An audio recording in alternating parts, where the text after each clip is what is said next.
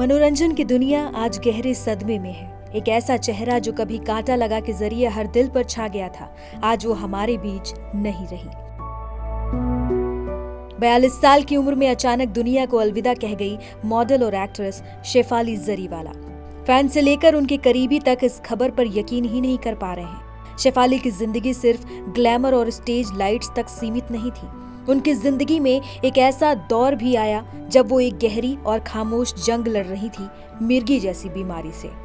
Times of India को दिए एक इंटरव्यू में शेफाली जरीवाला ने खुलासा किया था कि वो 15 साल की उम्र से मिर्गी से पीड़ित थी।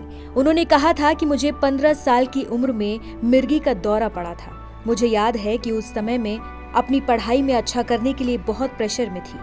तनाव और चिंता के कारण दौरे पड़ सकते हैं, ये आपस में जुड़ा हुआ है।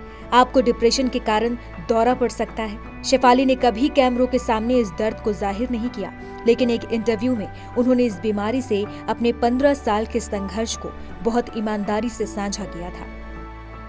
जरा सोचिए, एक टीनेजर के रूप में जब जिंदगी सिर्फ सपनों से भरी होती है, वो उस समय मानसिक तनाव, एंग्जाइटी और बार बार आने वाले मिर्गी के दौरों से जूझ रही थी।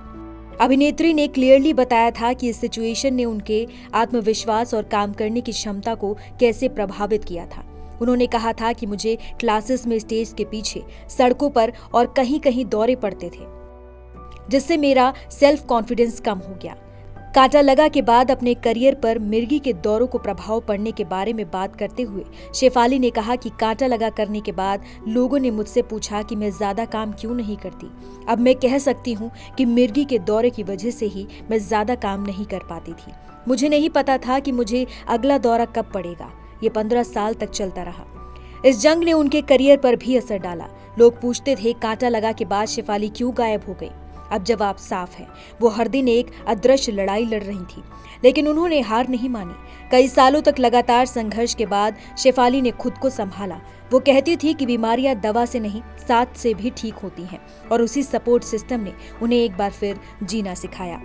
आज वो हमारे बीच नहीं है। कहा जा रहा है कि उनकी मौत का कारण कार्डियक अरेस्ट था। उन्हें तुरंत अस्पताल ले जाया गया, लेकिन तब तक बहुत देर हो चुकी थी।